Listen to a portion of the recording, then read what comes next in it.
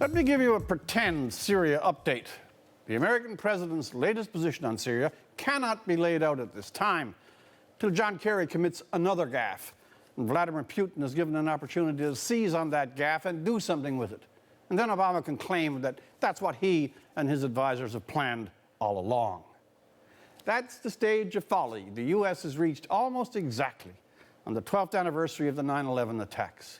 Any reasonably unbiased mind looking at the performance of American diplomacy in the past week on Syria's use of poison gas must come away wondering a very dark thought, wondering if someday, maybe now, the world is blindly going to stumble or bumble its way into real, full-scale war of unimaginable consequences because of the amateurishness of America's leaders and the full ripe stew of contradiction and revision that it is pleased to call its diplomacy.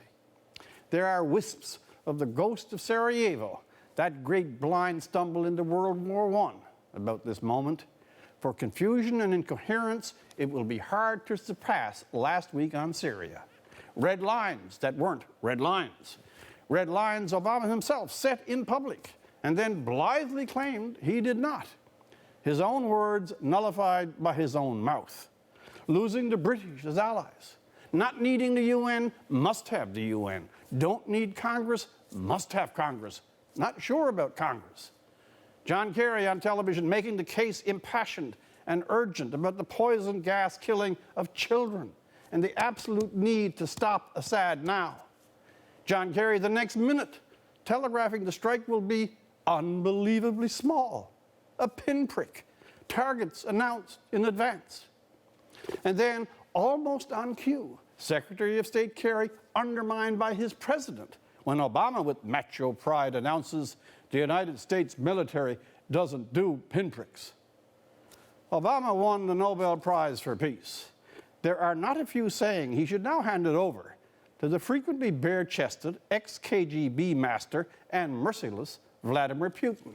Because, however unsavory or unwelcome the thought, it is Putin who, capitalizing on Kerry freelance and improvisational remarks and taking advantage of Obama's wildly careening and terminally indecisive positions, is now the champion diplomat, the peacemaker of a new century.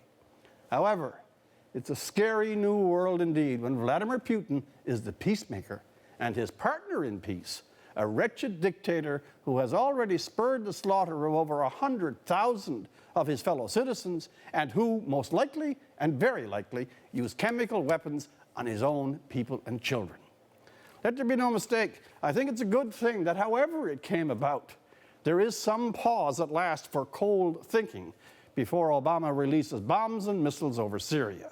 He stumbled out of what by stumbling they fell into. But it's more sad than ironic that the United States of America on this anniversary of 9/11 seems more exposed and uncertain, more adrift in some deep ways than it has been for quite a while, and that the world 12 years on is in some other ways more anxious than ever. For The National, I'm Rex Murphy.